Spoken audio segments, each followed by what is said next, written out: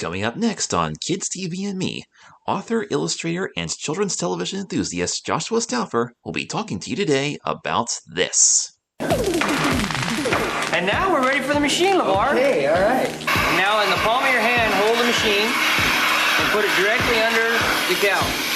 Just Directly under. Set it right underneath there. There you go. Okay, now with your other hand, take and put a cup. 1 cup at a time. Place it on each teeth. 1 cup at a time. Whoa. It just kind of jumps right up there. You're doing great. Okay, and that's it? Just let it go? Just let it go. That's pretty good, LeVar. This is really amazing. It just kind of does it for you. That milk's sure coming down, isn't it? Yeah, it is. Right on through the hose and into the line.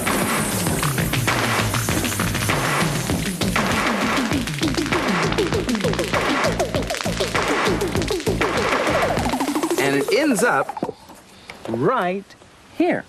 Hello everybody, Joshua Stauffer here, back with another episode of Kids TV and Me. It is episode 5, and today we're going to... I take that back. This is actually episode 6 because Harriet the Spy was in 2 parts. That's right.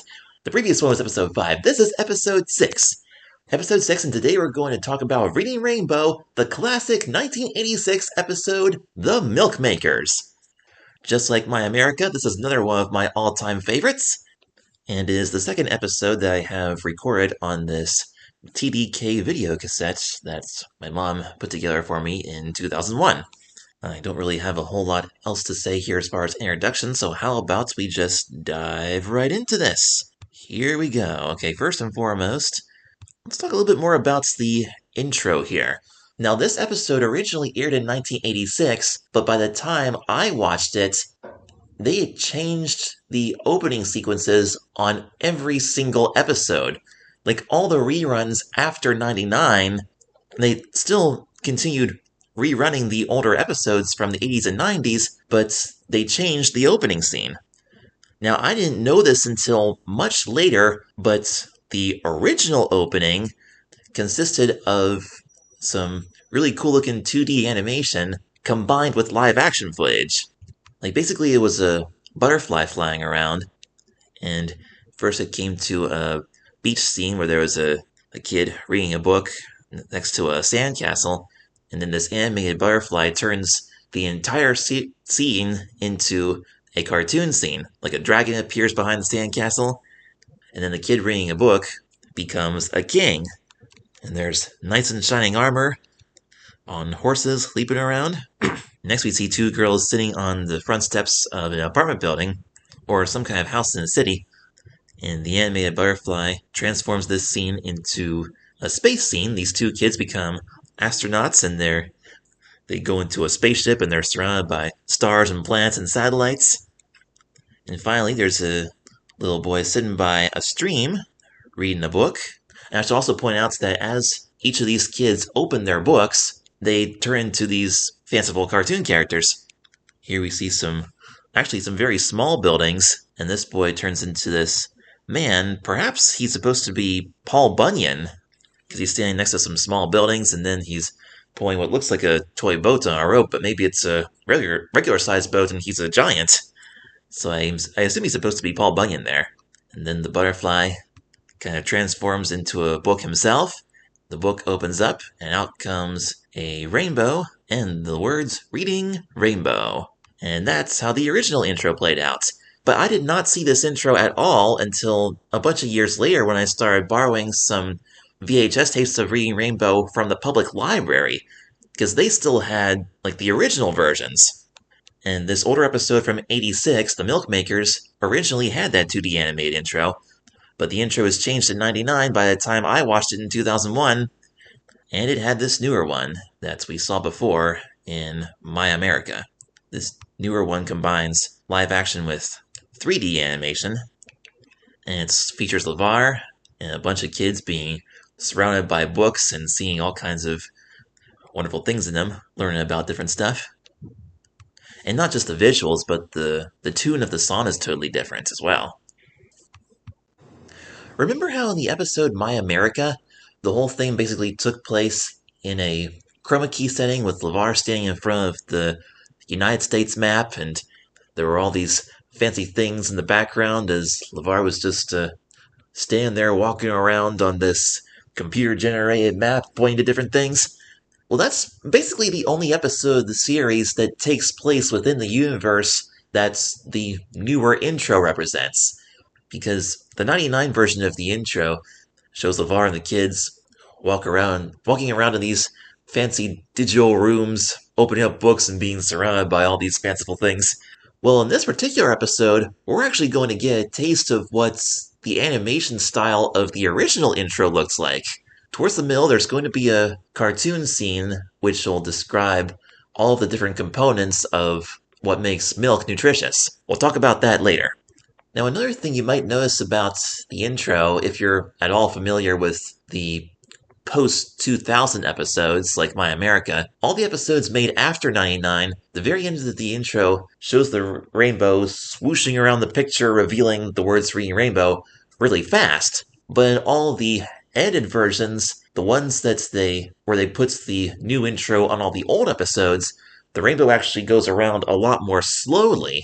I'm not sure why they did that. I don't know if they did that because there were a lot of episodes where they had to cover up a few extra seconds of the original intro, because every single one is a little bit different depending on how much stuff is in the episode. Sometimes the end of the intro is 2 seconds, sometimes it's 5 seconds. It always varies. And in this case, the picture does kind of like a quick dissolve to this farm scene where we see all these cows, but the music abruptly stops, and then for a few seconds the audio is just silent. The editors must have made a little mistake when they did this. Instead of continuing the music for a few seconds, they left that part silent, and then all of a sudden we hear, like the second half of a moo, and then we hear the audio beginning like it should. What this most likely means is that the very end of the original song kind of continued after the title wiped away, and they showed the first few seconds of the cows. But then when they redid the intro, they wanted to cover up that little bit of music, but instead of putting the new music over top of it, they accidentally left that part silent, so that's what happened there. And during that silent part, the words that appear on the screen that says, hosted by LeVar Burton, that's the font that they used from 1983 until, I believe, 93. Like the first 10 seasons of the show. It's like this older-fashioned looking, like they're bold, as opposed to the newer style that they did in the 90s, where I don't know the names of these fonts, but the letters always looked a little bit thinner later on. And that's the same font they're going to use for the credits at the end.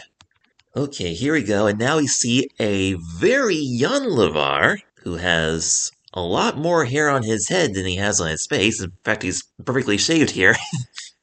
And he's feeding milk to a young cow from a big bottle.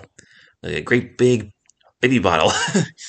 And he finishes it. The bottle is empty. Yep, it's all gone. And he tells the little cow that some of the big cows over there might give him some more milk. And then he turns to us, and instead of just saying hi, he says, "Hi there." That's how he often began the show during the first 4 or 5 seasons. He'd say, "Hi there." He tells us that everyone knows that milk comes from cows, but there's lots of other animals that make milk too. Like elephants, armadillos, porcupines, bats, and even whales are milk makers. It says that animals that make milk to feed their young are called mammals. And then we cut to the cows behind him, and they kind of turn around and look at him and start mooing. LeVar says, "I think I've been overheard by a herd who feels it's been overlooked."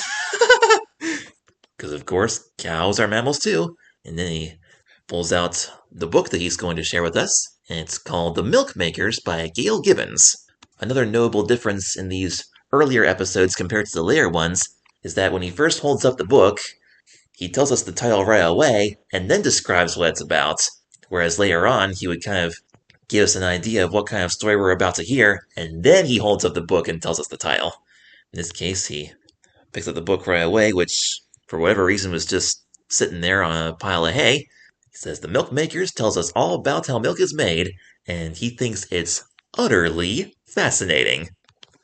We're only 2 minutes in, and already we have some hilariously brilliant script writing. So Gail Gibbons was the writer and illustrator of The Milkmakers, along with some other really cool cartoony nonfiction books that I read when I was a kid. And these words that pop up showing the title and the author, that's a very 80s style.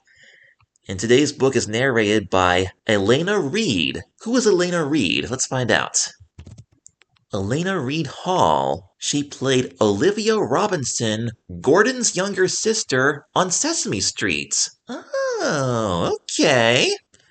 I don't remember seeing a whole lot of Olivia on Sesame Street, though. I mean, I think she was in the movie Follow That Bird. Was she the one that rode with Gordon in the yellow car with the roof missing when they were trying to save Big Bird? No, that was Gordon and Susan that were on the road, and Olivia stayed home and waited for them. Okay. But yeah, this is Olivia from Sesame Street, aka Elena Reed, narrating The Milkmakers. For copyright reasons, I won't go through everything that the entire book says, but I'll point out some highlights here. So basically, she talks about some information about cows and who they are and why they make milk. And they say there's 5 different types of dairy cows: Ayrshire, Brown Swiss, Guernsey, Jersey, and Holstein Friesian, which is the most popular. Holstein Friesian is the black and white spotted one that we all know and love. The Ayrshire is white with brown spots. The Brown Swiss is mostly brown with just a little bit of white. The Guernsey looks a little bit more orangish on this picture, and the Jersey is kind of yellowy. Like I mentioned before, it takes me at least a week to record this podcast. Like, I do it in little pieces over a bunch of different days. Hopefully before I'm finished with this one, I'll find the Milkmakers book at the library, and then I'll compare the book to the show to see if they used everything or if they left anything out. Because sometimes to keep it within a decent time frame, they leave out a few details, so since I have this episode memorized, it'll be easy to see if there's anything extra that I didn't know about. So I'm looking forward to examining that. I don't have the book on me right now, but hopefully by the end of the week, the library will get it in. So the book shows us what cows eat during the different times of the year. And the book says that the food eaten by a dairy cow is tough and coarse. Tough and... what is that? Is chorus even a word? Like, coarse? I'll take a look at that when I get the book, but let me listen to this again here. I have no idea what that word is. Tough and something. It sounds like chorus, but I don't see how that would pertain to this. Looking forward to figuring that out. But as if that weren't confusing enough, the book explains how some of the digested food goes into the cow's bloodstream and eventually enters the udder where the milk is made. When I first watched this at 3 years old, it sounded like the narrator was saying that the udder has 4 nickels or teeths, but actually it was nipples or teats, like T-E-A-T-S.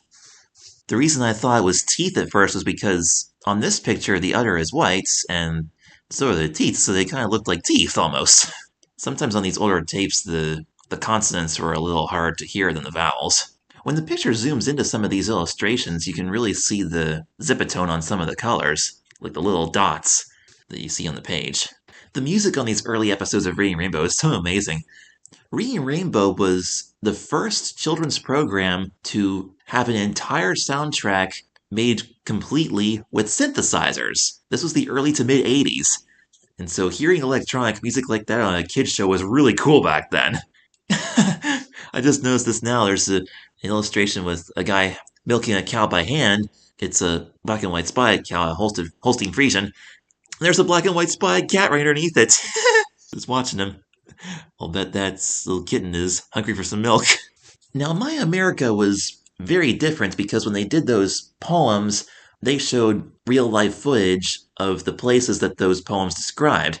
But that was very unusual for Reading Rainbow. What they do in most episodes, like this one, The Milkmakers, they take photographs of the illustrations in the book and they put them on the screen and kind of move them back and forth a little bit, like zoom in, zoom out, pan across. Like the narrator reads the story for you and then you just look at the pictures on the TV screen. That's basically all there is to it.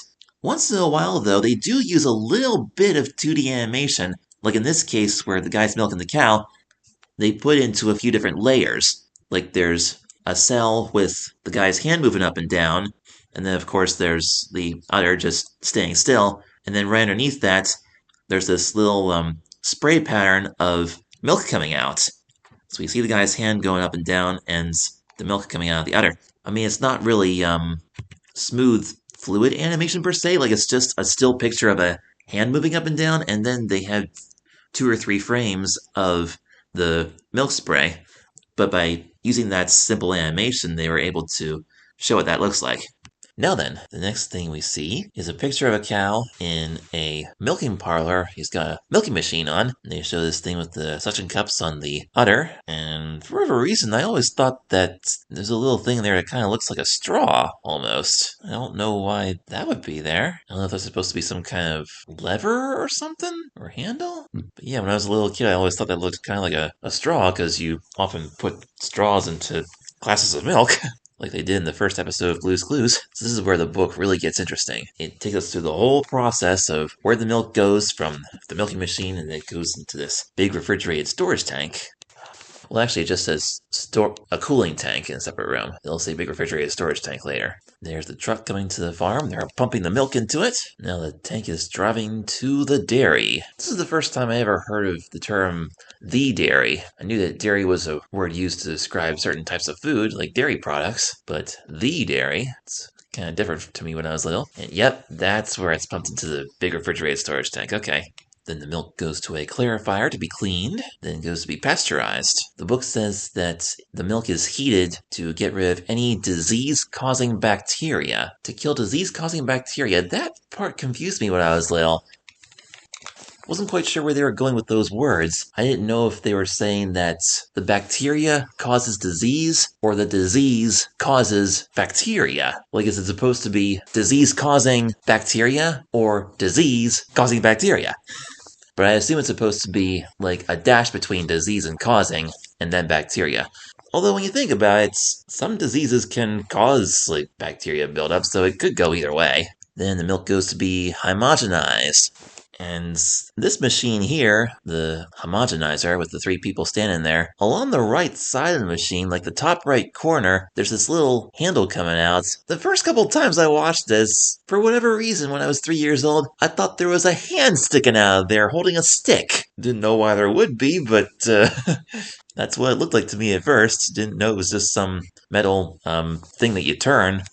And they explain that homogenization is the milk being forced through tiny openings under great pressure. Very briefly, we see somebody holding what I thought was supposed to be like a little ball with black dots on it, but now I'm thinking that's probably like the end of a pipe with tiny little holes in it.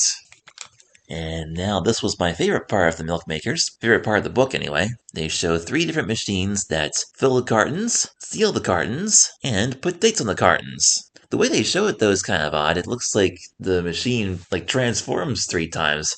Like, rather than having the picture follow the milk going past those 3 machines, they just hold the picture in front of each machine and then have the milk going by and stopping there and then going along, and then it just dissolves to the next machine. So it looks like it was the same one, just doing 3 different things almost. The most weird looking one, of course, is the one that stamps the date, because that one has a lot more details and you can see the wires coming out of it too. And the date on that particular carton of milk is September 10th, which is just 2 days before my birthday.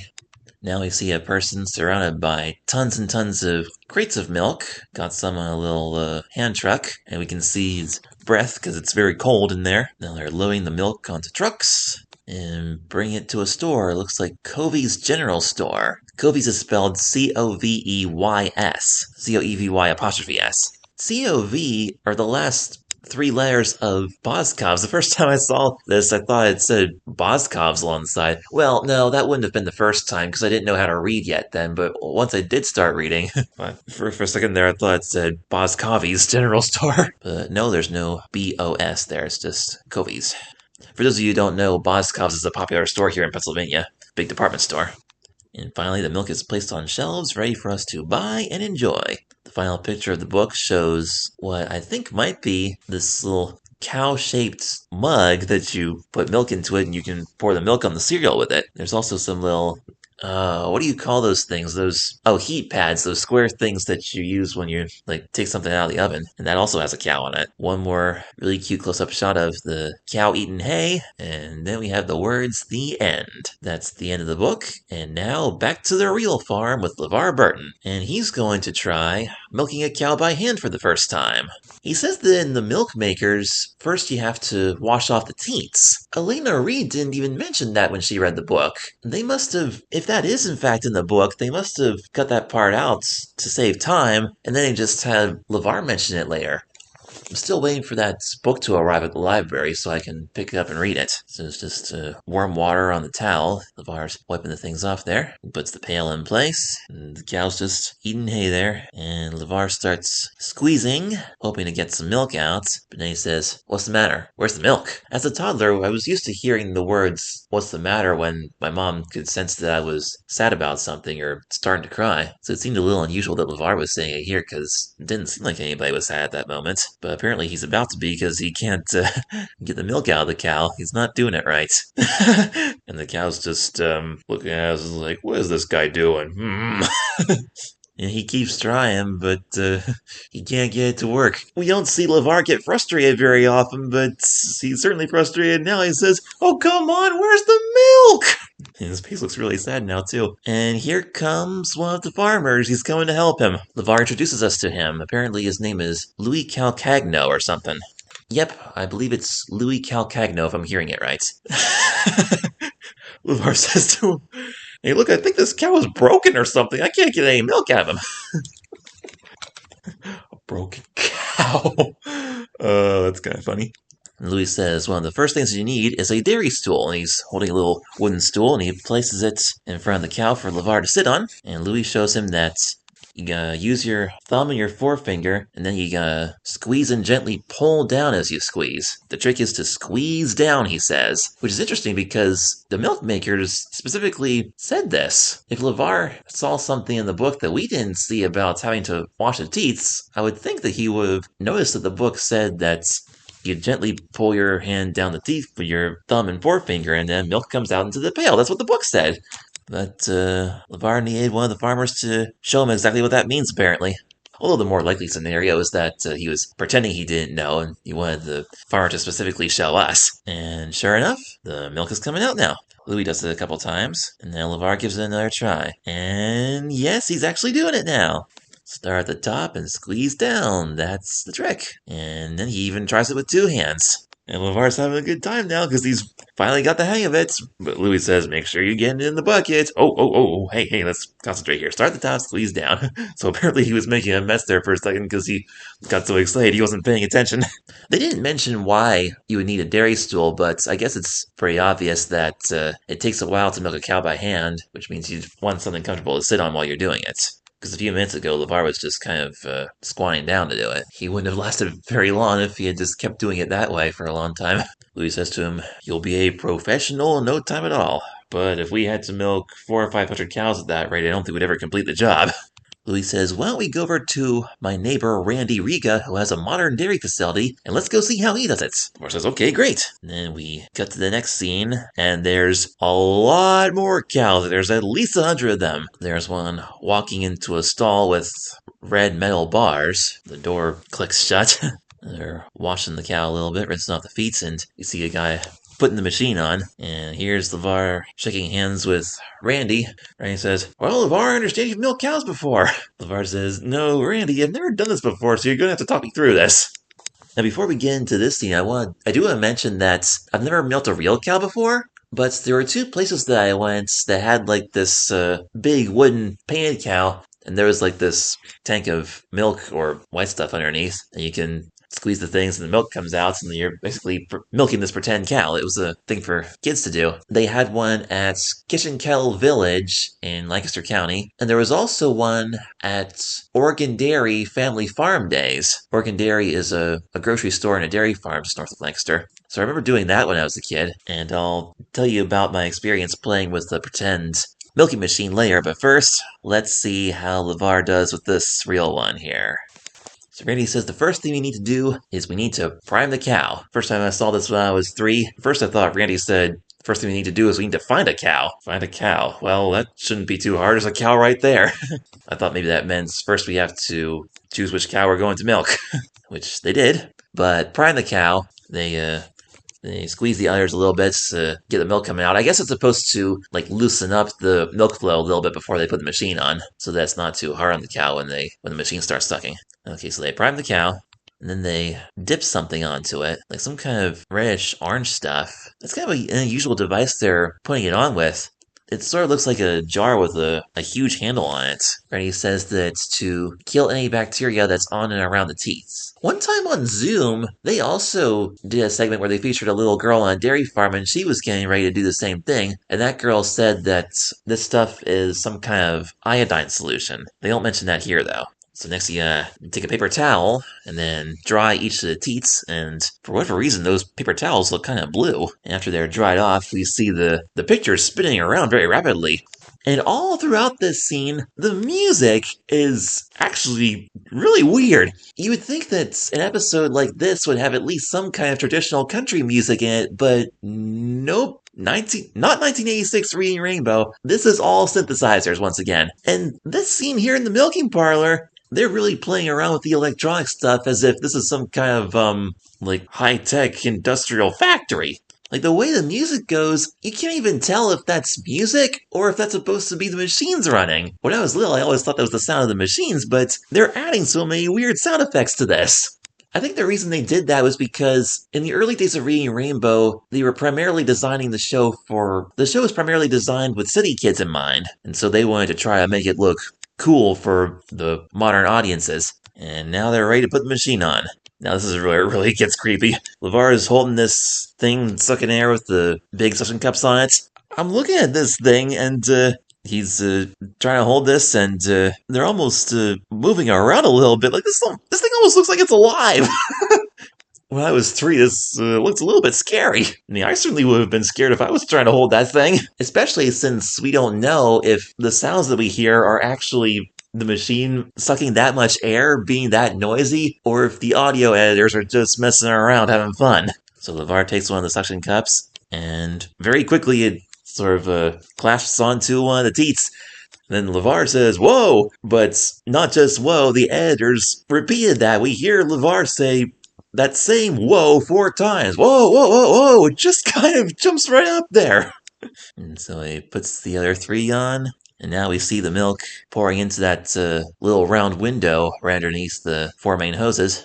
It's interesting how the suction cups are kind of bouncing up and down a little bit, and they managed to synchronize the music with that little rhythm there. So some of these sounds actually could be the machine, I'm not sure. And then the camera pans down and follows the milk down the hoses, and as we see this, the music gets really upbeat. It almost sounds like, I kind of want to say hip-hop music, but this almost sounds like it just barely predates hip-hop a little bit, but it's this like electronic beat, and it almost has kind of like a liquidy sound to it, like liquidy and bubbly. It literally sounds like this.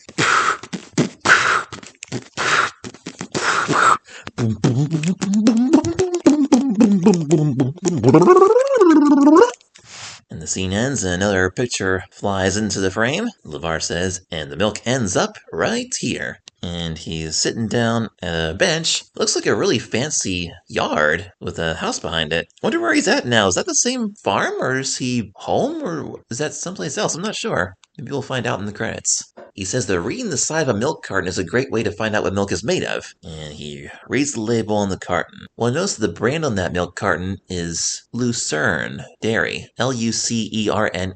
That brand is still around today. I just googled it. It looks like there's a Lucerne brand from Canada. That can't be it, though. Unless this scene is filmed in Canada, I don't know. Yeah, there actually is a Lucerne brand available at Safeway. Lucerne Whole Milk California. That must be what LeVar has right there. Lucerne Vitamin D Milk.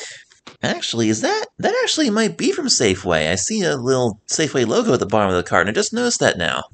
And yes, Safeway does have store locations in California, so that would make sense. I don't know if I mentioned this already, but I think most of this episode is filmed in California. So anyway, he's going to read the side of this milk carton here. He says that it contains protein, calcium, riboflavin, thiamine, and vitamins and minerals. Every time I heard the word calcium when I was a little kid, instead of C-A-L, I thought it started with C-O-W because there's calcium in milk, and milk comes from cows, so therefore I assumed it would be called calcium.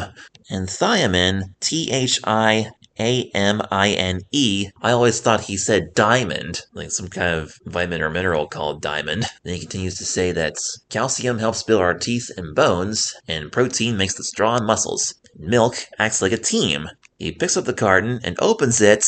By the way, this is one of those really old-fashioned milk cartons where you sort of open the cardboard at the corner and a little triangular spout comes out. It's not like the new ones today where they have the plastic cap on it. So LeVar opens the carton and he hears, I heard that, and at first I thought, gee, there certainly is a lot of air in that carton. And he looks at us, he's really confused about this. And he opens it again. It's the sound of people cheering in a sports stadium. LeVar adds that milk is kind of like a team, sort of like a basketball team. So he pours some milk into a glass, and out of the glass comes a picture of the next scene flying up into the frame. They did that a lot in the 80s, those really fancy digital transitions. And now we see some animation, the same animation style that was in the original intro.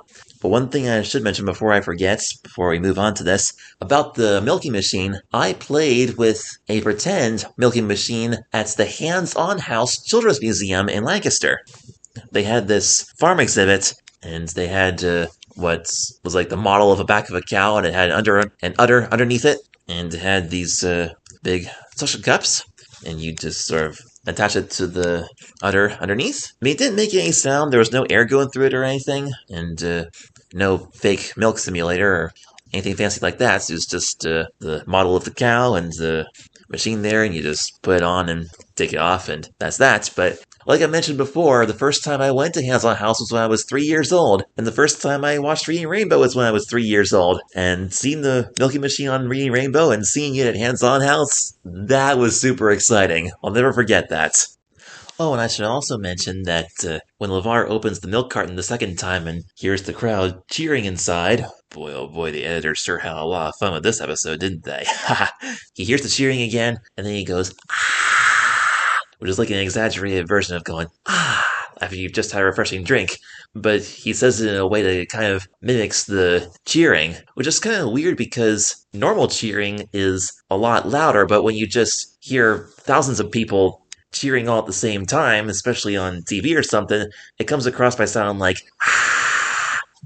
So it's kind of funny that he did that. Sort of has like the double meaning. It represents the refreshing milk that he's about to drink and the sound of the cheering that he's imagining. And another thing, if you hold your ear up to a milk carton and you kind of hear air echoing inside, I guess it could sound a little bit like that for real. I mean, not to the extent that it sounds on the show, but when I was a little kid, I remember holding objects up to my ear and they sound kind of funny. You know how like when you hold a seashell up to your ear and it sounds like the ocean? Well, I think that's what they were trying to make you think of with this scene here.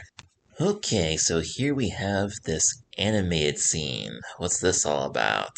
Alright, this looks like a basketball stadium. There's these basketball players, like they're all whites. White skin, white jerseys, white sneakers, white everything. It looks like they have some very 80s hairstyles there. And there's a referee there that looks like a normal person. What are these basketball players supposed to be? Some kind of unusual creatures. In the background we see all these fans in the stands, but it looks to me like they used the same photograph of random people and they kind of repeated a bunch of times. If you look at this for too long, it looks really weird. Like, you can see the same guy with his arms stretched out and, like, wearing shirts of 4 different colors. Like, there he is in blue, there he is in yellow, there's green over there, and orange. It's a historic black and white photograph of an audience, and they kind of duplicated it a bunch of times to fill up all the stands. And up top there, it's what I think is supposed to be a scoreboard, but it's got, like, the outline of a man, almost like the kind of person symbol you'd see on a restroom sign. And this animation has a very low frame rate, and it looks like every single movement of these characters is just one cell. Because now we see the announcer, and whenever he talks, whenever his mouth moves, like every single pencil sketch of the rest of his body moves too. And this announcer guy looks very much like the Paul Bunyan dude from the original intro. I remember the first time I saw that older intro, I thought, hey, that looks like the guy from the Milkmakers. I was referring to this person here. I've watched this a million times, but I've never quite picked up what this man's name is. Let me see if I can hear this once more and figure it out. The clip I'm looking at here does not have closed captions. Well, actually, I wonder if I can get the closed captions to work on my old VHS tape. I think my VCR reads closed captions. Let me see if I can pull that up. See if I can find out what this guy's name is. Who is this dude? I keep thinking it's Marty Alvin or something, but I'm not sure. Let's see.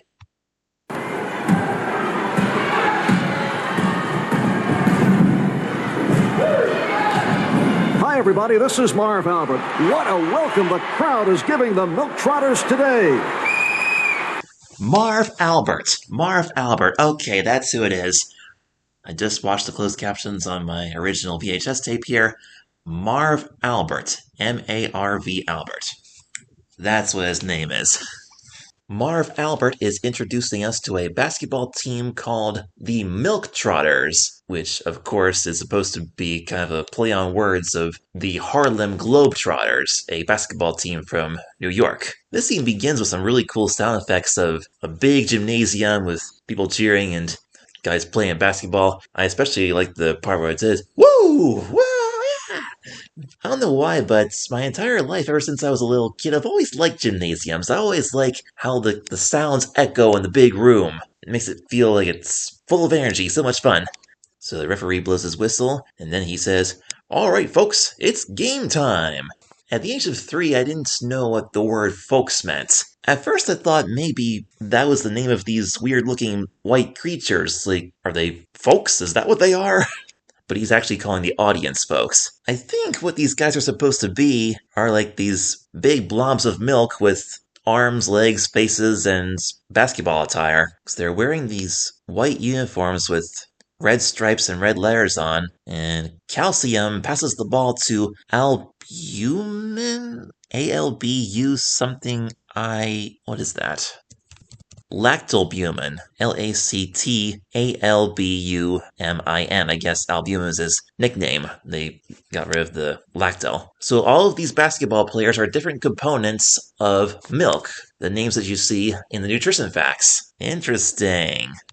Albumin makes a basket there, and right behind the basketball hoop, we see some more really weird-looking black and white pictures of just random people in the stands, and they're sort of animated, like they move them around in funny ways as they're cheering and shouting. And every time somebody makes a basket, the scoreboard buzzes. The announcer says that albumin helps to produce the body's blood. And Google says that lactalbumin is a major component of whey protein and is found in the milk of mammals. And it's a minor component that leaks from the blood into milk and is an indicator of mammary gland health.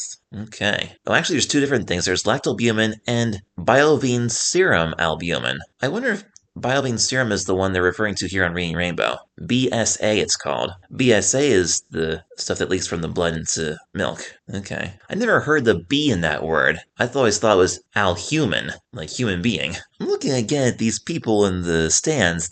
Most of them don't even look like sports spectators. I think they just took random pictures out of old, I don't know, storybooks or newspapers or magazines or old paintings, who knows where. Let's see, here's the guy in the front left is always waving his arms and cheering. The two guys on the right wearing orange, they keep moving their heads back and forth in a weird way. Almost like they're shaking their head no very rapidly. For whatever reason, I have no idea. There's also a couple on the very bottom, a man and a woman that, like their mouths open and close artificially, like they took the picture apart and made their faces move. This is all kind of creepy looking. And back to the game. Riboflavin is gonna make a basket here. The announcer says that if he makes the shots, then the body's cells will have the oxygen they need.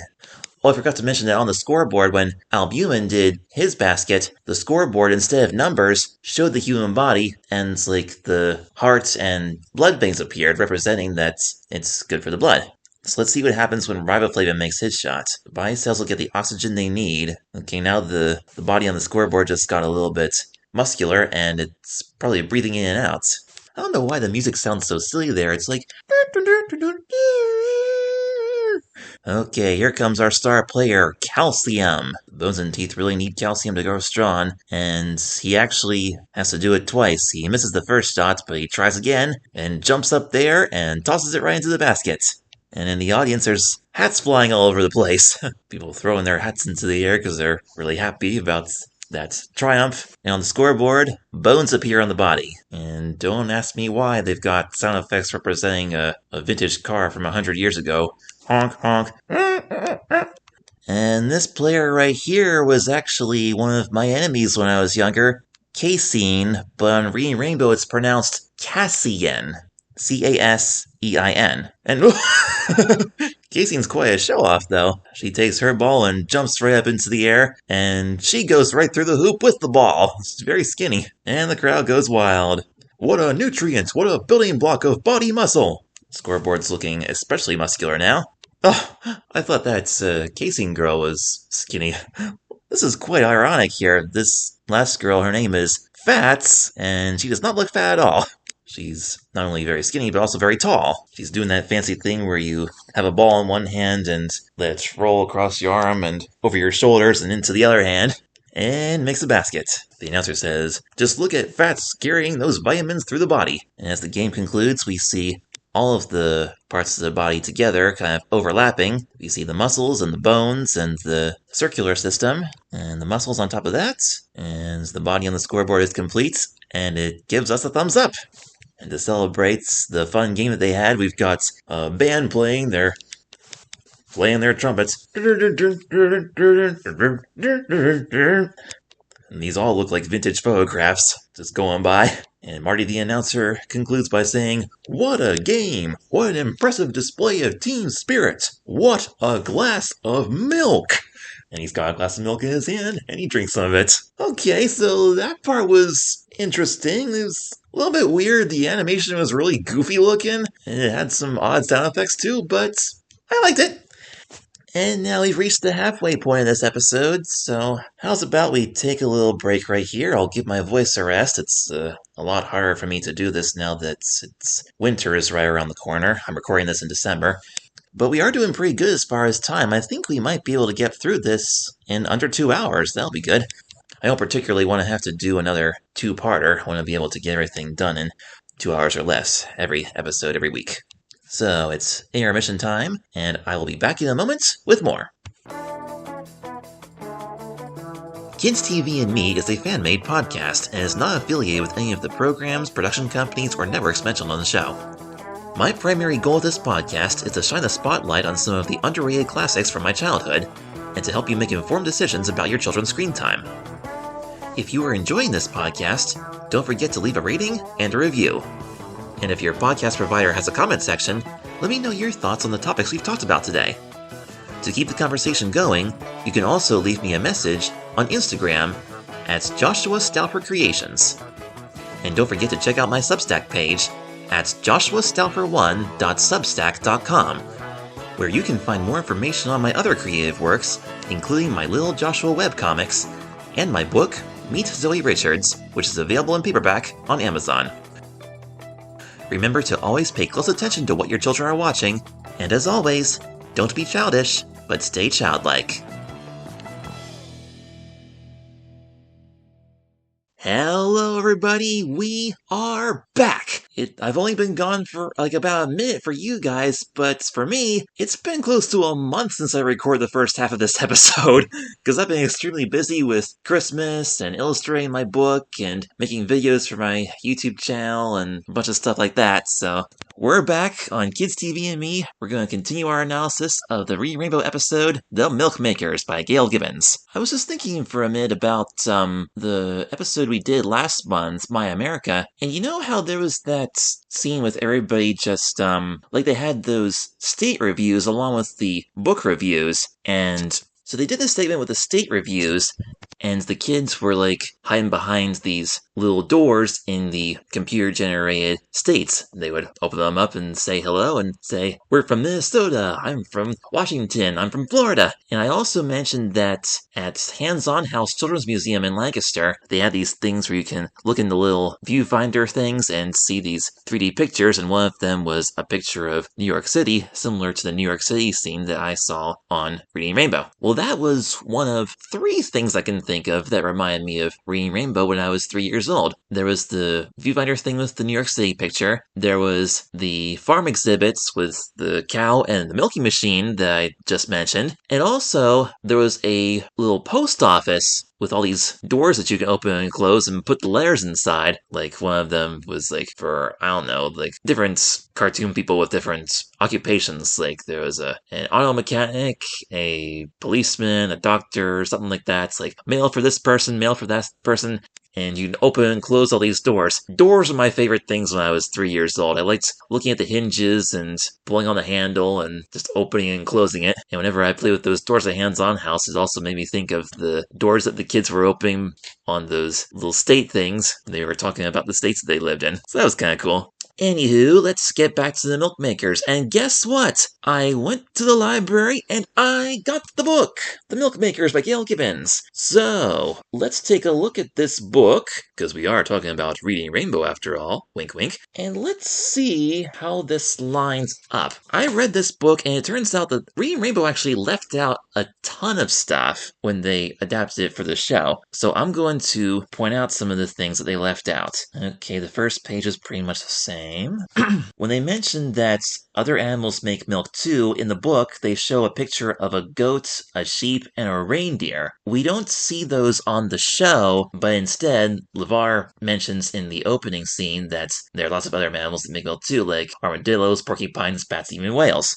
Okay, then they show the different types of cows, that's the same. And the milk is food for the baby, yep, that's the same. Okay, this page right here, they completely left out. They used the picture, but they didn't use any of the text. It says, a few months after her calf is born, a cow is bred again to have another calf. She'll be pregnant for 9 months. 2 months before her second calf is due, the farmer stops milking her, so she stops producing milk. She is dry. When her new calf is born, she makes milk again. Okay, so that's all new to me. Then on the next page, when they talk about what cows eat during the spring and summer, it says, she eats about 50 pounds of food and drinks about 15 gallons of water a day. And all the stuff about the cold months, they used all that. But I will point out that in the picture, there's these little words that point to different parts of the picture. There's grains, there's silage, and in parentheses it says pickled grass, and hay, which is dried grass. I guess if grass is kept in a silo for a certain amount of time, it starts to ferment a little bit, so I imagine if a cow eats silage, it would taste a little bit pickly. Okay, here we go. This is what I wanted to find out. The food eaten by a dairy cow is tough and coarse. C-O-A-R-S-E. Coarse. And it is hard to digest. And Google says that coarse means rough or loose in texture or grain. So in this page here, they only use the first sentence. There's a lot more here. It says, it continues, so the cow has a special stomach. It has 4 parts. When the cow eats, she chews just enough to swallow her food. It goes to the first 2 stomachs, the rumen and the reticulum. When the cow is full, she rests. And they show little diagrams of how this works, which we didn't see either. Next page it says, then the cow coughs up balls of food called cud. She chews her cud thoroughly this time and then swallows it again. It now goes to the 3rd and 4th stomachs, the omasum and the abimasum, where it is finally digested. Yeah, so they didn't use that page at all in Reading Rainbow. I wonder if maybe they left these details out because they were afraid it might gross out the kids who were watching or listening. Possibly. And then, of course, next page, they talk about how some of the digested food goes into the cow's bloodstream, and there's the udder where the milk is made. Udder has 4 nipples or teats. Milk will come out of her teats. Remember all that. Next page, they use the picture, but they skip the text again. It says, it is time to milk milk a dairy cow when her udder is full. She must be milked once in the morning and once in the evening. If she isn't milked twice a day, her udder will become sore and swollen. Ooh, interesting. In the, when Weston Woods did that little animated short based on Pete Seeger's story song The Foolish Frog, one of my all-time favorite shorts from the Weston Woods animated series, there was a part of the story where the cows were saying, "Where's everybody? We're supposed to be milked. It's getting very uncomfortable." And so that's why it would get uncomfortable for the cows. Okay, that makes sense now. Next we have the page about cows being milked by hand. Page after that, the milking machines. Today, most farmers use milking machines, which are quicker and cleaner. First, the udder must be washed. Ooh, okay. So that must be where LeVar got that from. First, the udder must be washed. It's kind of interesting, though, they mention washing the udder on the page with the milking machine as opposed to the page with milking by hand, because the scene where LeVar was getting ready to milk by hand was when he mentioned washing the teats from the milk makers. And then it says a small amount of milk is stripped by hand, that is, pulled from the teats to begin milking. That's kind of like what LeVar and Randy did in the milking parlor, where they were priming the cow, like getting it ready. So it can either be called priming or stripping. Alright, I'm looking at this milking machine again. I wonder if that thing that I thought looked like a straw is supposed to be some kind of knob or lever that you twist or pull or something to, like, I don't know, attach it or loosen it or turn it on or off, who knows. I don't remember seeing anything like that on the show, though, like in the live action footage.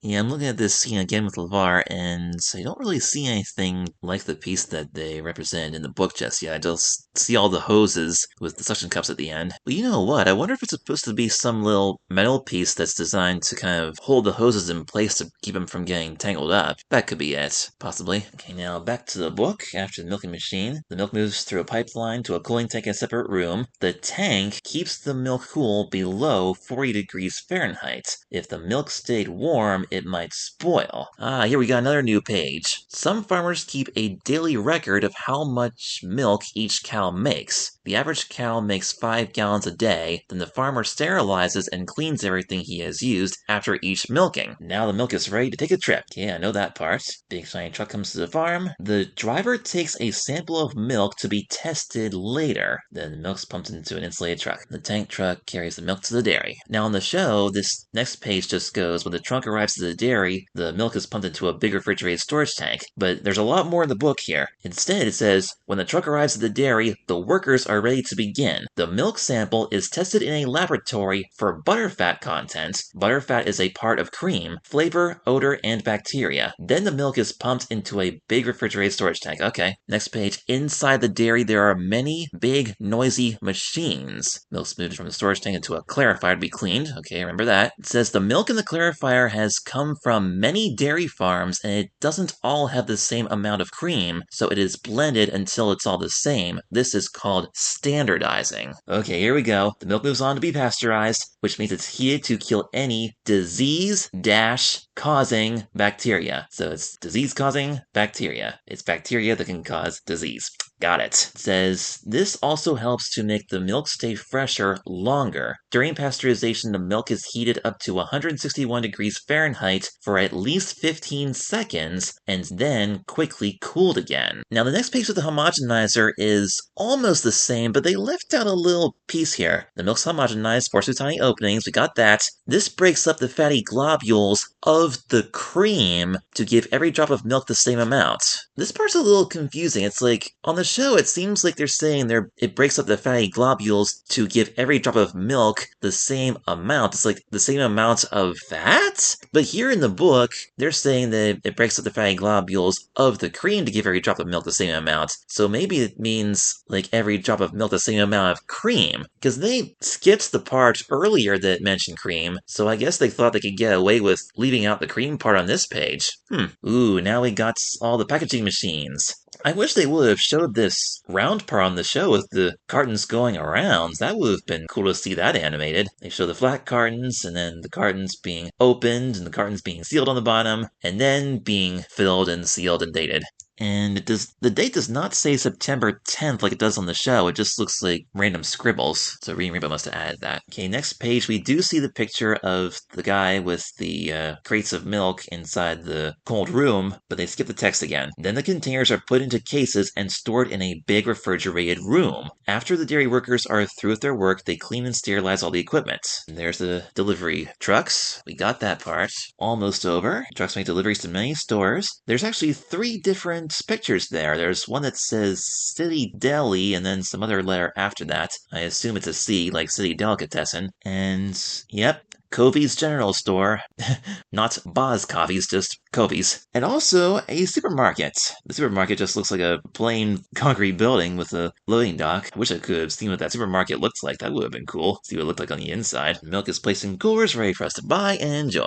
And that's it. And there's one final page that they left out listing milk and other dairy products. There's like a couple dozen different products and they have like a description underneath. I won't go through all those, but here we have raw milk, fortified milk, skim milk, half and half, ice cream, butter, evaporated milk, eggnog, yogurt, cream cheese, powdered milk, UHT milk made by ultra-high temperature pasteurization, it says. It does not need refrigeration.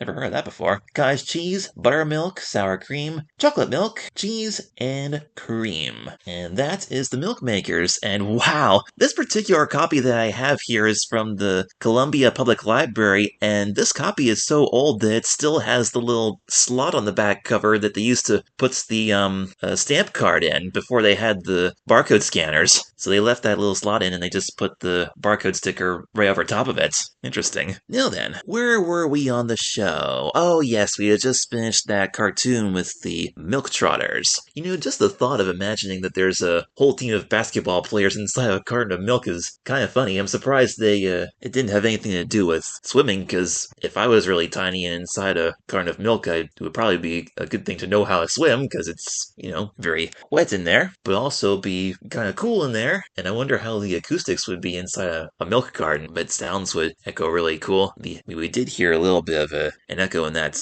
basketball stadium with those sound effects in the beginning of that segment. So that was a lot of fun. And now let's see what LeVar has to say now that he's just finished that carton of milk with the cartoony nutrition stuff inside. LeVar says that some folks can't digest milk. Their bodies just can't break the milk down into its many parts. So it's good to know that many of the ingredients in milk can be found in some of the other foods that we eat. That is really interesting because, as some of you know, I have a high-functioning autism. I was diagnosed when I was 3.5, actually shortly after I watched this for the first time, and it turned out I had digestive allergies to gluten and casein in dairy products, so I couldn't eat anything that had wheat or milk. And right before I started going to preschool, right before I turned 4 years old, my mom put me on a completely gluten-free and dairy-free diet, and after that, I began talking in complete sentences a lot easier. My brain started working a little bit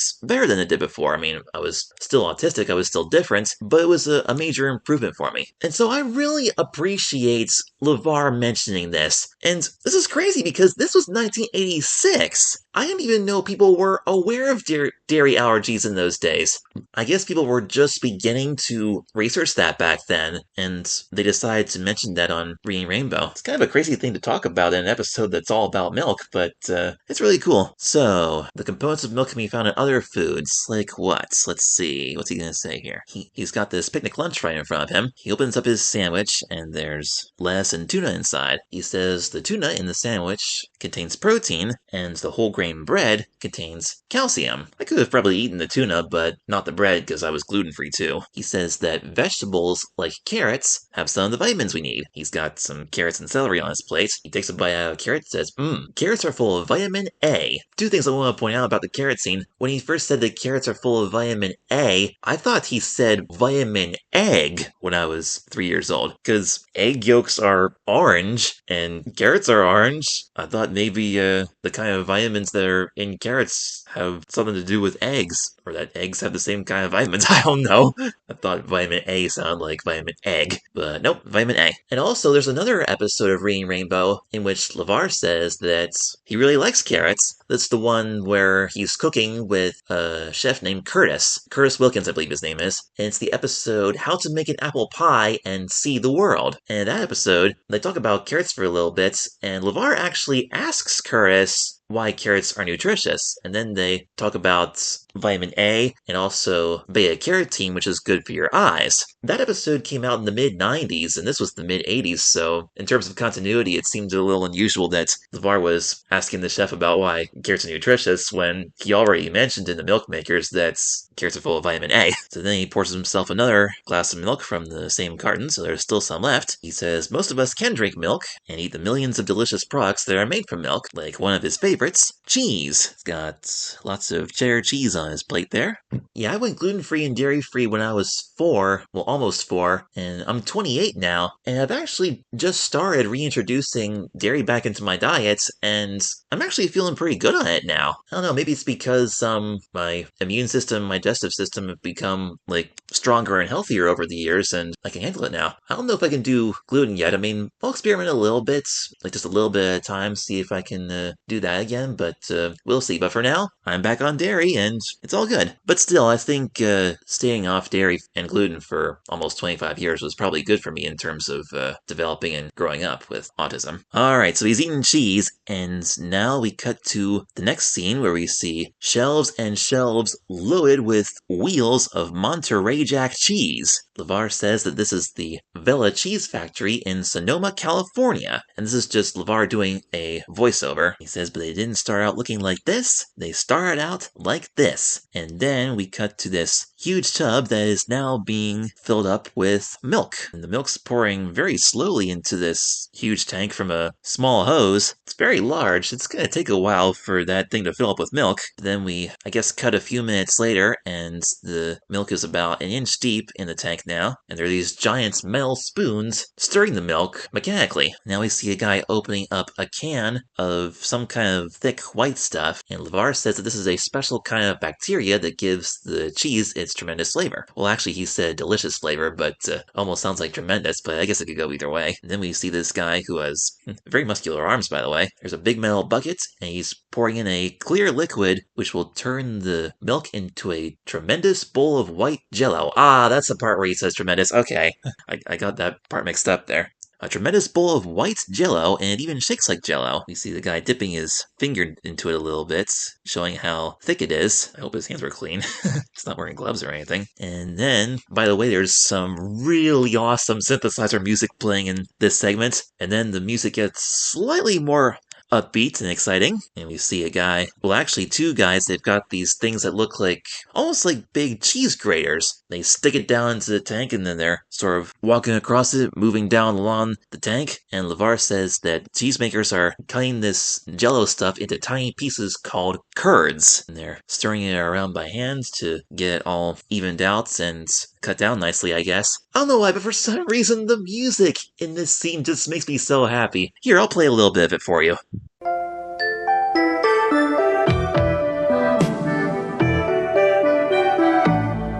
The cheesemakers cut it into tiny pieces called curds.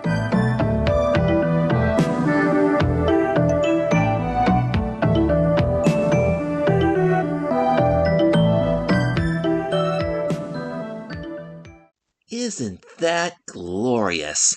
I don't know about you guys, but I personally think that that is one of the most beautiful music cues I've ever heard on Reading Rainbow. Just saying. And then the curds are being cooked. It looks a little bit darker on that shot there. I wonder if the curds are being cooked overnight. Or maybe not. Maybe they just turn the lights off while it's doing that, and then they turn back on later when they go back in to do whatever's next. So we see the warm steam coming up, and we don't even see the spoons anymore. It just looks like metal sticks going down in because the tank is all filled up now. And part of the reason why I thought that was an overnight scene is because in the next shot, we see the big tank and there's all this yellow liquid and the white curds. And when I see yellow, I think of a sunrise, so maybe it's the next morning, I don't know. And LeVar says that the leftover liquid is called whey, and it's separated from the curds. And as you can imagine, this makes me think of Lil Miss Muffet, who sat on her tuffet eating her curds and whey. The following year, in 2002, there was a science segment on Zoom, another PBS Kids show that I really liked, and the kids on that show showed us what curds and whey are and what they're made of and how they're made. This guy's moving the curds around. I guess what he's doing is he's kind of moving the curds off to one side so that the liquid can trickle down the middle and go down into the drain. He looks like he's using a rake to do that. And now we see some more little arms going around, but they're not the stirring spoons. I wonder if it's the same metal arms and they just put like a different attachments on the end. Because instead of spoons, they're almost like forks going around stirring the curds. LeVar says that cooked curds look a lot like scrambled eggs. These curds will become the cheese. Scrambled eggs, huh? When I was 3 years old and looking at this, I thought it looked more like popcorn. Of course, then again, I didn't really know what scrambled eggs look like. I don't know if I had ever had any yet. But now that I look at it, yeah, they kind of do look like scrambled eggs. There's a guy with muscles again. He's got a bucket of salt and he's tossing in like huge handfuls of salt. LeVar says that salt goes in to preserve the flavor. I remember my mom looked at this and she was like, yikes, that's a lot of salt. It's like very high sodium. Oh, I just noticed something now. The thing with the rotating arms, it actually goes back and forth along the tank. So it's not just sticking down to the middle. That makes more sense. Huh. Now we see the guys dumping some curds into... At first they kind of look like trash cans, and then they pull the bags out, but no, they're not trash cans. They got these bags, and they tie them up, and they basically roll the curds into balls, and then the leftover liquid is squeezed out by hand. They kind of clutch it to their chest and squeeze it over and over again. I'll bet that's a workout. No wonder these guys are so muscular. You see a guy taking string and he's kind of spinning it around and around, tying the cheese ball into a knot to seal it up, and tying the string around it. Now this next scene here, I thought was a little bit sad when I was 3, because we see all these cheese balls stacked up on these shelves, and they got the cheesecloth on them. Those bags are actually called cheesecloth, and they're in this big press, which will flatten the balls into wheels. At first I thought LeVar said queels, which is sort of like squeals but without the S. And the thing about this scene that I thought was sad was, like, the cheesecloth is hanging there all droopy and there's still a little bit of leftover whey, and it's, like, dripping off of the cheesecloth. It almost looks like tears. Like, at first I didn't know that this was supposed to happen. I thought it looked really sad. Especially since the music slowed down for that part. LeVar says the next day the cheese wheels are unwrapped. Okay, so this part apparently was a day later, and the part where the curds were being cooked must have been the same day. Okay, so now we're at the next day, and they're unwrapping the cheese wheels, and they're stamping them with a date. Two things in this part that I thought were weird. I mean, first of all, I hope that ink is edible. Like, if it was just the plain cheese that have an ink date stamped on it, I wouldn't want to eat that part. LeVar says the older the cheese gets, the better it tastes. Of course, I know now what that means, because when cheese ages, like, the bacteria kind of matures a little bit and the flavor becomes stronger. Like, the older the cheese gets, the better it tastes. When he said gets, I thought that was what was being put onto the cheese. Like, they're putting these things onto the cheese called gets. Because often when I would watch TV when I was very little, and I would see a picture on the screen and hear a certain word, I would try to match whatever word stands out more with whatever I see on the picture. But of course, oftentimes that would really take it out of context for real. And next they take the wheels of cheese and they're throwing them into this saltwater bath. Another big tank full of salt water and all the cheese wheels are in it. When I was 3, I always thought that these yellow cheese wheels looked like sliced bananas. Especially with the date stamped on them, because if you slice a banana, you can often see, like, little black dots down the middle. Like, I guess they're supposed to be the banana seeds or something, or it might also be that little black stringy thing that you see down the middle. But yeah, I thought these cheese wheels looked like bananas. Especially the parts that have the side up that is not flats. Like, it's got these indentations from, I guess, the wrinkles of the cheesecloth, and it kind of all comes into the middle, forming this almost like sparkle or star or burst kind of shape, if you know what I mean. If you look at this, you'll see. So the saltwater bath will harden the skin of the cheese and get it ready for the last step. Okay, now we got this guy scooping up this dark brown stuff and smearing it all over the cheese. Apparently this is a protective coating of cocoa, pepper, and oil being rubbed onto the hard skin. Well, you just stamped a date on that thing, and now you're covering up with all this brown stuff? How are they going to see the date? Does it, like, kind of fade a little bit? Is it sort of transparent? Like, can you see through it after it dries? I don't know. But cocoa, pepper, and oil on cheese. Depending on what kind of oil it actually sounds kind of tasty. Chocolate cheese. I've heard of cheesecake with a little bit of chocolate on it. Like, this skin, is this supposed to be something that you, like, peel off?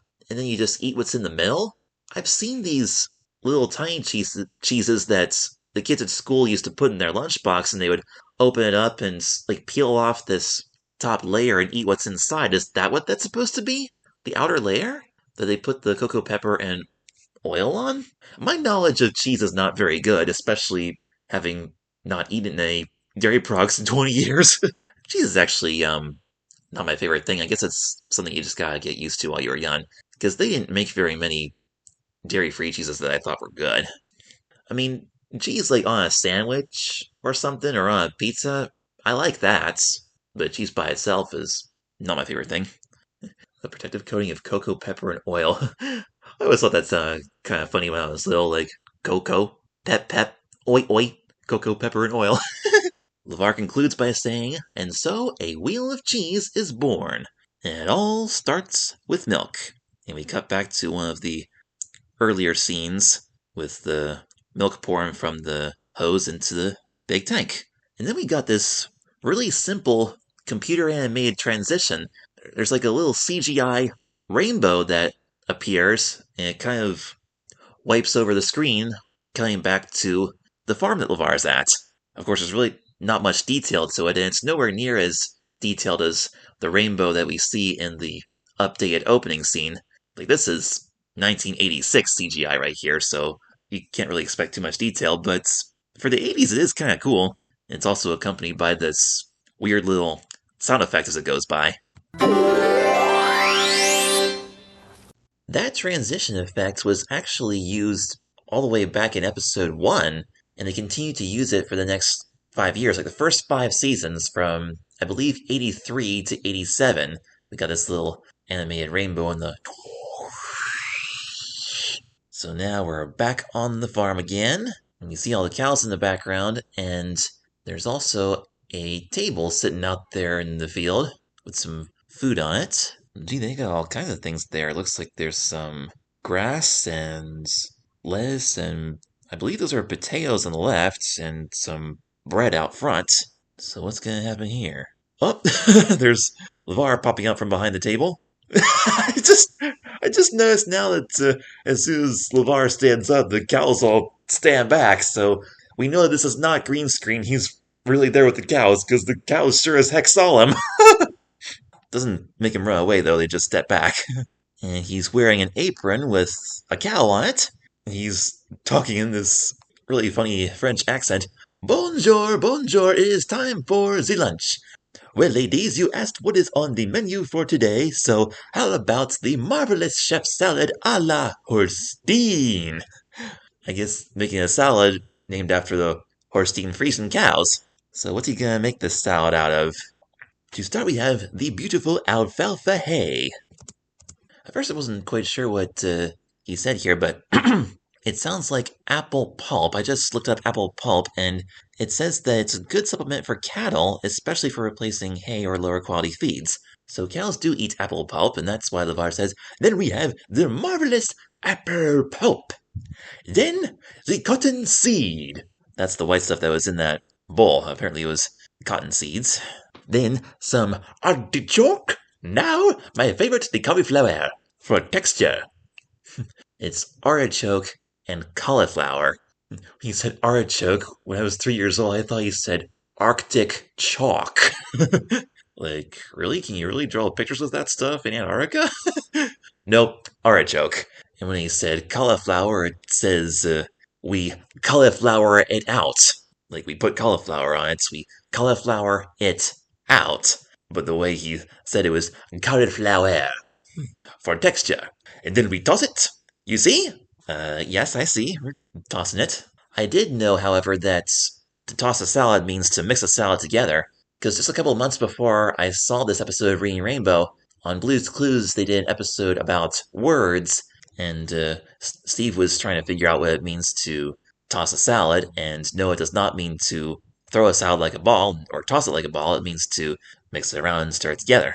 That was a funny episode of Blue's Clues, that scene with the salad. He tried to figure out what the word colander meant. It does not mean calendar, and figure out what croutons are. They're not crayons. And then LeVar says, but this is only for the appetizer. How do you feed 600 cows? And LeVar is vigorously mixing all the contents in the bowl and making a little bit of a mess in the process. That bowl might look big, but it's definitely not enough for 600 cows. And then we cut to the next scene. The French-sounding music is done playing. They were playing like this French-style accordion music while he was doing this. And now we see this huge truck loaded with food, and it's pouring out into this little feeding trough here. And the cows are all standing in a row, and they got their heads coming out from between these bars. And the way the food's pouring out is kind of weird. It almost looks like the food's kind of falling on their heads a little bit. And hey, remember last month in My America when the twins from the Twin Cities were talking about Minnesota? And they said that the Minnesota state drink is milk, and then they showed that little 1-second shot of a cow? Here it is! There's that same little piece of footage right there. So that scene was filmed at this dairy farm back in '86, and they reused that clip in 2001 for My America. But is this dairy farm really in Minnesota? I'm not sure. The cheese factory was in California. We'll see. I'll read the credits then, see if I can figure some of this out. Now we see LeVar again. He tells us that while all these ladies are lunching, kind of funny how he calls the cows ladies. When I was a kid, it never really occurred to me that cows were girls or ladies because their moos have such a deep voice. Like if you want to record the sound of a cow mooing, ordinarily you would have a guy doing it because it sounds so deep. Like that just did not sound feminine to me at all, but yep, cows that make milk are always female, of course. So anyway, LeVar says, while all these ladies are lunching, they're also turning all of this food into hundreds of gallons of milk. And who knows, maybe the next glass you drink will come from one of these cows right here. That would have been true to the kids who originally watched this back in the 80s, but by the time I was watching this rerun in 2001, I doubt if any of those cows were still around by then.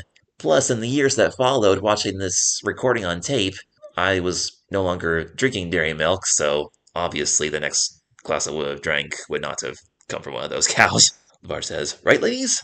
Then we hear another moo, and LeVar takes that to mean that the cow is responding, right. Now then, we got one more quick little scene before the book reviews. We see LeVar turning a crank on this wooden barrel, and I believe this is some kind of old-fashioned ice cream maker, and yep, it is. Turns out he's been turning this thing for a really long time, and he's tired now. And he opens this thing up. He says the great thing about turning milk into ice cream the old-fashioned way is that you can make it any flavor you want. And apparently, he says this is strawberry ice cream. I was a little bit surprised at first because I guess you couldn't really tell on the old tape I was watching. But I'm looking at this here on the internet now. It does look a little bit pink. As a kid, I was kind of expecting it to be a little bit pinker than that if it was strawberry. But it is made the old-fashioned way, and there's no artificial colors, which is probably a good thing. Definitely a good thing, actually. No red 40 in here. I mean, I don't know. I guess I was expecting it to look like Tubby Custard or something. Yeah, it was only 3. And here's a great line to segue into the book reviews. LeVar says that ice cream is not the only thing that comes in all kinds of flavors. Books do too. But you don't have to take my word for it. And the picture kind of opens up at an angle like the cover of a book, and we see the book reviews. Now, this didn't happen in My America. In My America, the book review scene began with just kind of a fade to black and then fade back in. But in most episodes, the book review scene begins with the picture of LeVar saying, "You don't have to take my word for it," opening up like the cover of a book, revealing the kids with the books on the other side. So that's how it is here. And the 3 books that are reviewed in this episode are Whales and Other Sea Mammals, a New True Book by Elsa Posel. It's a nonfiction book with photographs. In fact, all 3 of the review books in this episode are nonfiction, which makes perfect sense because The Milkmakers is nonfiction as well. Some cool pictures of whales in that book. Next book is called Baby Animals on the Farm by Hans Heinrich Isenbach. Photographs by Ruth Rao. Wonder which country this was printed in because it was translated into English by Elizabeth Crawford. And this picture also has real photographs of a bunch of cute little farm animals. And the boy with the glasses named Lewis, who is reviewing this book, concludes by saying, "You can buy it at your local bookstore."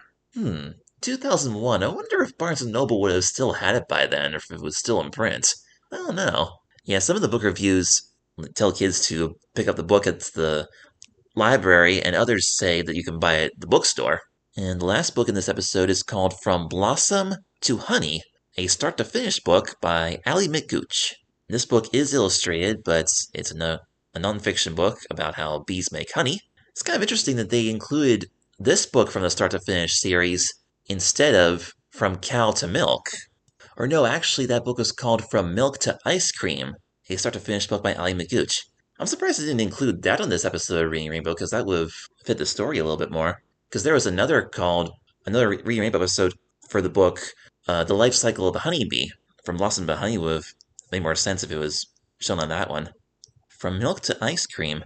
At Hands On House in the farm exhibits, they had a little corner with farm books, and the only one I remember reading was they had one about ice cream. I can't for the life of me remember what it was called, but it was a nonfiction book. It had photographs, and I think it was all about how they turn milk into ice cream. I remember thinking it was really cool.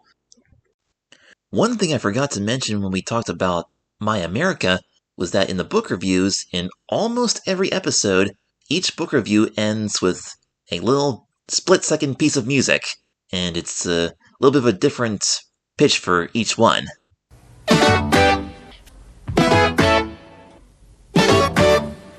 And believe it or not, they used that exact same little tune all the way from 1986 through 2001. So the same little thing that you just heard there was used in The Milkmakers and in My America. So it was really kind of cool that even all the way throughout the 90s and into the early 2000s, they still used a little bit of the original synthesizer tunes from the 80s. That's awesome. So the book reviews are done, but the show's not quite over yet. The book reviews are usually at the very end, but we still have a little bit yet for this one. Here's LeVar again on the farm with the cows.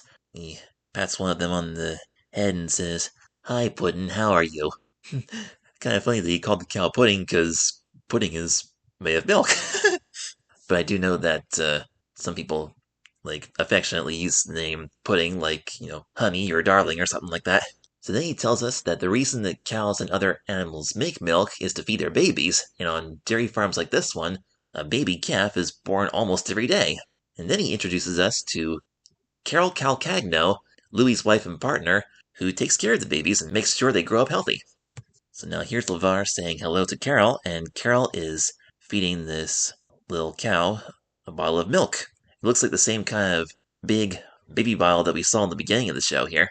And Carol says that this is a newborn and only a day old, even though it's already really big. She says it weighs about 150 pounds already. Pretty big for a newborn one. And Carol explains that this is a special kind of milk that she's feeding the calf, called colostrum.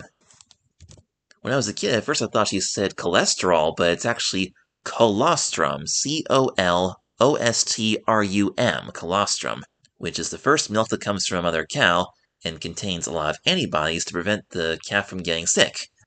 Then LeVar asks her how you can tell if a cow is sick. She says that you check the nose to make sure the nose is not dry. This one's nose is nice and wet.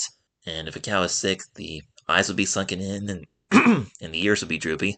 but this cow is looking just fine. And LeVar says, so these are just kind of like your babies, these calves. And Carol says, yes, every time I come out in the morning to feed them, they say, here comes Mommy, we're hungry, and they have a good laugh. And they finish off by saying how it's important to keep these cows healthy because these young ones will grow up to have baby calves of their own and start making milk in the future. This is a really cute way to end the episode. In fact, this particular part was my mom's favorite, because then we see some quick little shots of little baby calves running around in the grass and the hay, having a good time. Oh, and there's a little one with Mommy. And finally, there's a baby calf sitting in the grass with LeVar, and LeVar is lovingly stroking it. My mom loved this so much. It especially made her happy to see, like, cows roaming free as opposed to, like, being all caged up in an industrial type farm. She always insisted on buying organic stuff, and this was one of the reasons why. And I can't say I blame her. I really like this scene too, especially since we get to hear some more really cool synthesizer music.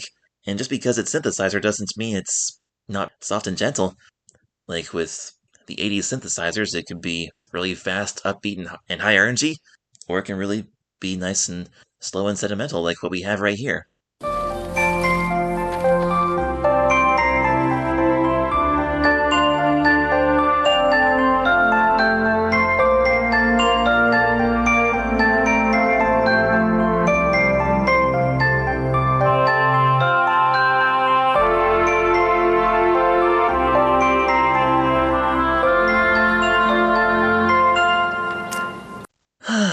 Pure retro bliss. It's kind of a slower version of the music that we heard earlier when the book was being read out loud, and also there were a few elements to the soundtrack in the Cheese Factory segments that were a little bit similar to this final song.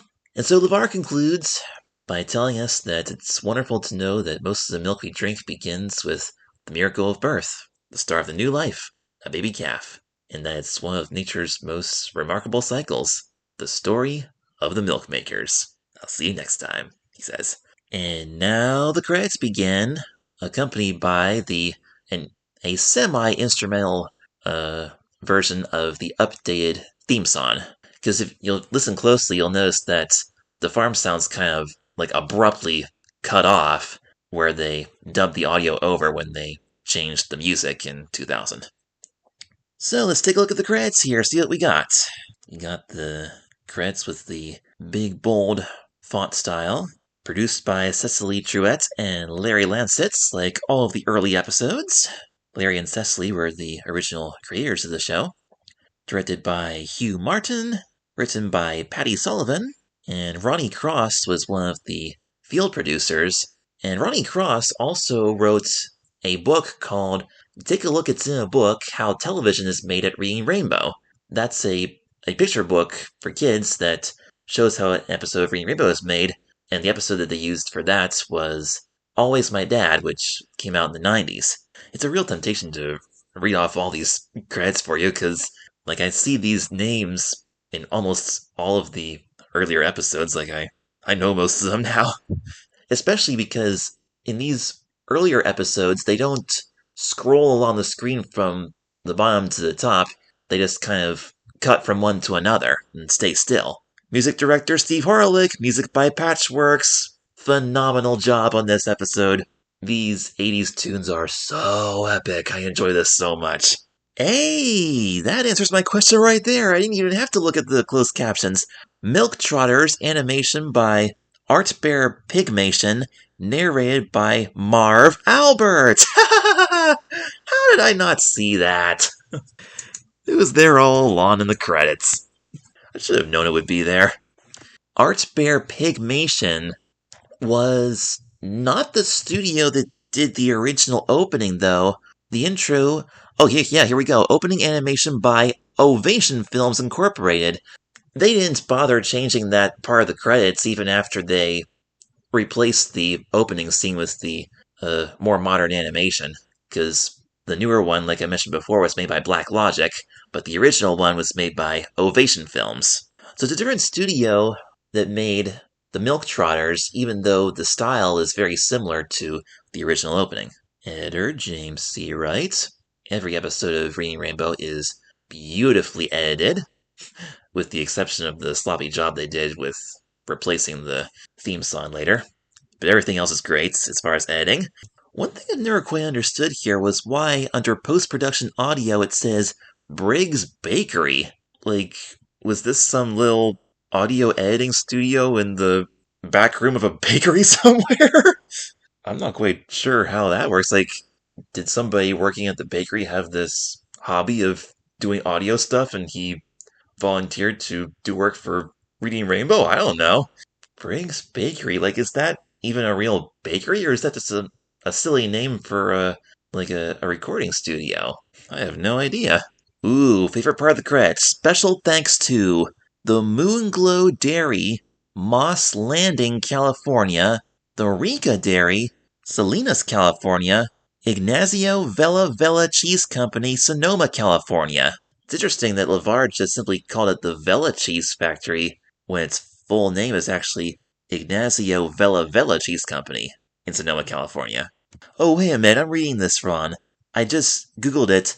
Ignacio Vela was the name of the guy who founded the Vela Cheese Company. Okay, that makes more sense. So it really is Vela Cheese Company. Okay, my bad.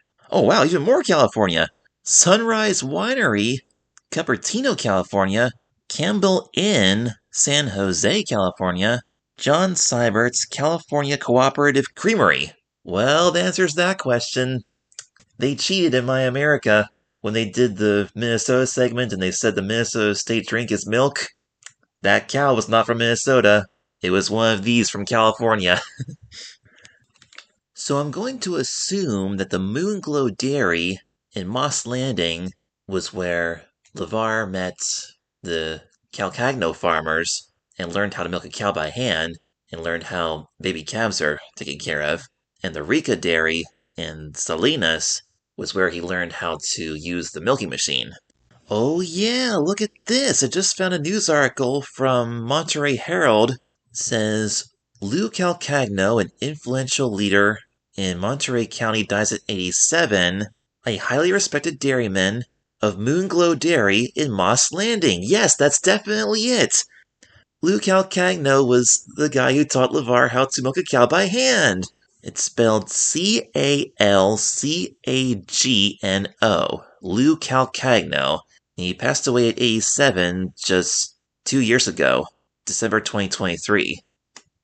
So that scene with LeVar sitting at the picnic table with his lunch, reading the ingredients in the milk and talking about dairy allergies and other foods that contain some of the same nutritional elements that milk has, was that shot at this little inn or winery? Sunrise Winery and Campbell Inn. That Campbell Inn looks way too fancy to have been on Reading Rainbow. I didn't see anything that looks like this. I wonder if that's where the production crew stayed when they made this episode. That might have been it.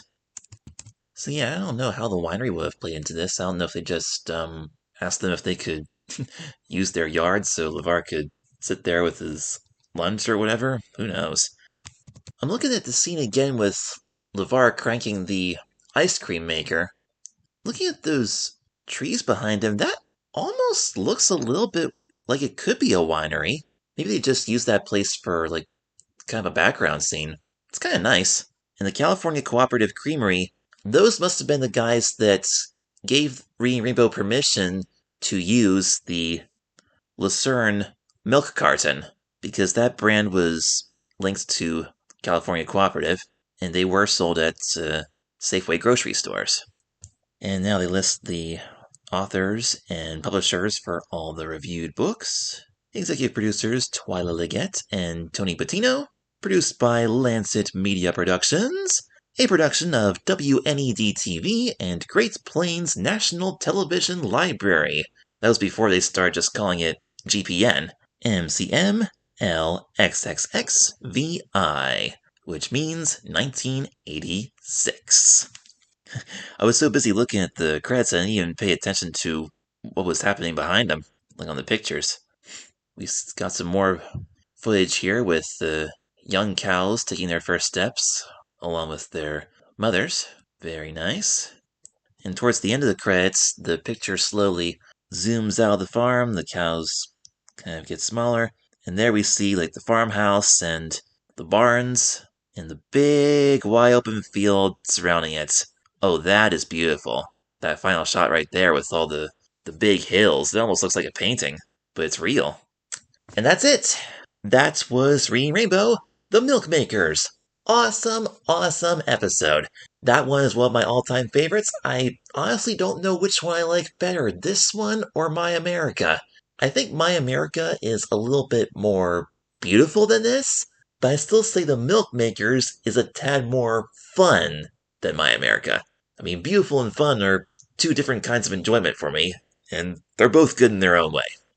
And I'll say it one more time, I really enjoyed, back when I was 3 years old, how this kind of correlated with my first experience at Hands On House with the farm exhibits. They had that pretend milking machine that didn't scare me at all because it didn't make any loud noises or anything like that. And they had the little books about farm stuff with the ice cream book there.